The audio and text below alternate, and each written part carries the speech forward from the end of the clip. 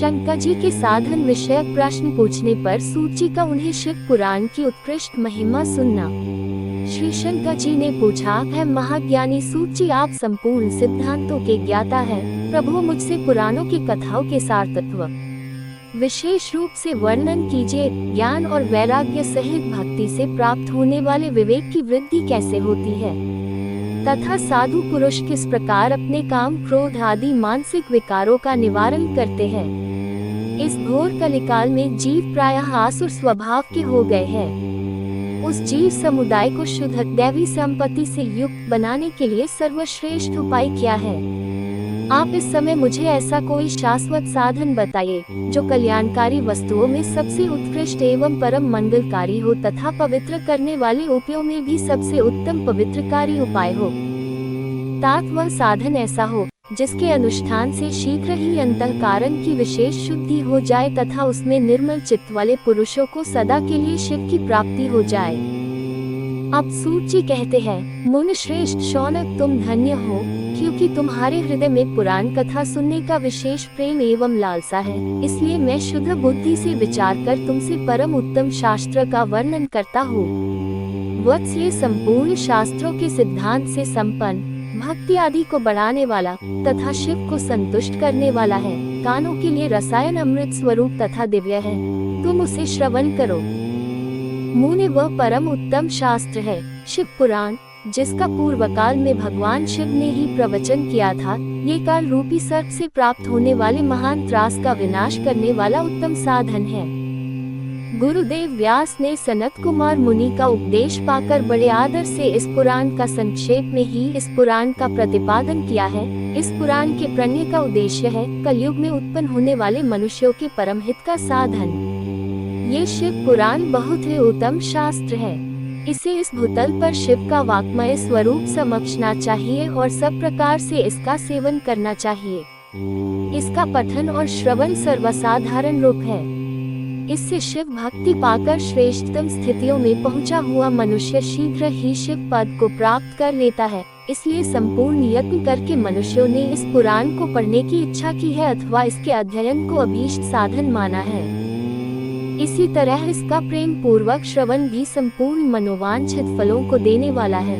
भगवान शिव के इस पुराण को सुनने से मनुष्य सब पापों से मुक्त हो जाता है तथा इस जीवन में बड़े बड़े उत्कृष्ट भोगों का उपभोग करके अंत में शिवलोक को प्राप्त होता है। ये शिव पुराण नामक ग्रंथ 24,000 श्लोकों से युक्त है। इसकी 7 संहिताएं हैं। मनुष्य को चाहिए कि वो भक्ति, ज्ञान, वैराग्य से संपन्न हो बारे आदर से इसका श्रवण करे।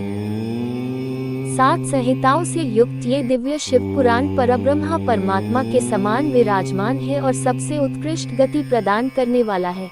जो निरंतर अनुसंधान पूर्वक शिव पुराण को बोलता है या नित्य प्रेम पूर्वक इसका पाठ मात्र करता है वह पुण्यात्मा है, इसमें संशय नहीं है। जो उत्तम बुद्धि वाला पुरुष अंतकाल में भक्ति पूर्वक इस पुराण को सुनता है, उस पर अत्यंत प्रसन्न हुए भगवान महेश्वर उसे अपना पद धाम प्रदान करते हैं। जो प्रतिदिन आदर पूर्वक इस शिव पुराण की पूजा करता है वह इस संसार में संपूर्ण भोगों को भोगकर अंत में भगवान शिव के पद को प्राप्त कर लेता है। जो प्रतिदिन आलस्य रहित हो रेशमी वस्त्र आदि के वेष्टन से इस शिव पुराण का सत्कार करता है वह सदा सुखी रहता है। ये शिव पुराण निर्मल तथा भगवान का सर्वस्व है। जो इहलोक और परलोक में भी सुख चाहता हो उसे आदर के साथ प्रयत्न पूर्वक इसका सेवन करना चाहिए। ये निर्मल एवं उत्तम शिव पुराण धर्म, अर्थ, काम और मोक्ष रूपी 4 पुरुषार्थों को देने वाला है। अतः सदा इसका प्रेम पूर्वक श्रवण एवं इसका विशेष पाठ करना चाहिए। शिव पुराण के श्रवण से देवराज को शिवलोक की प्राप्ति। श्री शनक जी ने कहा, महाभाग सूत जी, आप धन्य हैं, परमार्थ तत्व के ज्ञाता है। आपने कृपा करके हम लोगों को ये दिव्य कथा सुनाई है। भूतल पर इस कथा के समान कल्याण का सर्वश्रेष्ठ साधन दूसरा कोई नहीं है। ये बात आज हमने आपकी कृपा से निश्चय पूर्वक समझ ली। सूत जी, कलयुग में इन कथाओं के द्वारा कौन कौन से पापी शुद्ध होते हैं? उन्हें कृपा पूर्वक बताइए और इस जगत को कृतार्थ कीजिए। अब सूत जी बोलते हैं, मुने जो मनुष्य पापी, दुराचारी, छल तथा काम, क्रोध आदि में निरंतर लिप्त रहने वाले हैं, वो भी इस पुराण के श्रवण पाठन से शुद्ध हो जाते हैं। इसी विषय में जानकर मुनि इस प्राचीन इतिहास का उदाहरण दिया करते हैं, जिसके श्रवण मात्र से संपूर्ण पापों का नाश हो जाता है। पहले की बात है, कहीं किरातों के नगर में एक ब्राह्मण रहता था, जो ज्ञान में अत्यंत दुर्बल, दरिद्र, रस बेचने वाला तथा वैदिक धर्म से विमुक्त था। वह स्नान, संध्या आदि कर्मों से भ्रष्ट हो गया था एवं वैश्यावृत्ति में तत्पर रहता था।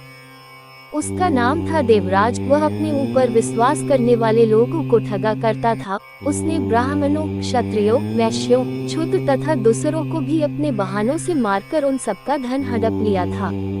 परंतु उस पापी का थोड़ा सा भी धन धर्म के काम में नहीं लगा। वह वेश्यागामी तथा सब प्रकार से आचार भ्रष्ट था। एक दिन वह घूमता घामता प्रतिष्ठानपुर झुसी प्रयाग में जा पहुंचा।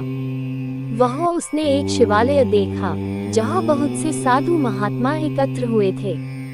देवराज उस शिवालय में ठहर गया, किंतु वहाँ उसे ज्वर आ गया। उस ज्वर से उसको बहुत पीड़ा होने लगी। वहाँ एक ब्राह्मण देवता शिव पुराण की कथा सुना रहे थे। ज्वर में पड़ा हुआ देवराज ब्राह्मण के मुखारविंद से निकली हुई उस शिव कथा को निरंतर सुनता रहा। 1 मास के बाद वह ज्वर से अत्यंत पीड़ित होकर चल बसा। यमराज के दूत आए और उसे पाशों में बांधकर बलपूर्वक यमपुरी ले गए। इतने में ही शिवलोक से भगवान शिव के पार्षदगण आ गए। उनके गौर अंग कर्पूर के समान उज्जवल थे, हाथ त्रिशूल से सुशोभित हो रहे थे, उनके संपूर्ण अंग भस्म से चमक रहे थे और रुद्राक्ष की मालाएं उनके शरीर की शोभा बढ़ा रही थी। वे सब के सब क्रोध पूर्वक यमपुरी गए और यमराज के दूतों को मारपीट कर बारंबार धमका कर उन्होंने देवराज को उनके चंगुल से छुड़ा लिया और अत्यंत अद्भुत विमान पर बैठा कर जब वे शिव दूत कैलाश जाने को उद्यत हुए, उस समय यमपुरी में भारी कोलाहल मच गया। उस कोलाहल को सुनकर धर्मराज अपने भवन से बाहर आए। साक्षात दूसरे रुद्रों के समान प्रतीत होने वाले उन चारों दूतों को देखकर धर्मज्ञ धर्मराज उनका विधि पूर्वक पूजन किया और ज्ञान दृष्टि से देखकर सारा वृतांत जान लिया। उन्होंने भय के कारण भगवान शिव के उन महात्मा दूतों से कोई बात नहीं पूछी, उल्टे उन सब की पूजा एवं प्रार्थना की। तत्पश्चात वे शिव दूत कैलाश को चले गए और वहां पहुंचकर उन्होंने उस ब्राह्मण को दयासागर सांब शिव के हाथ में दे दिया।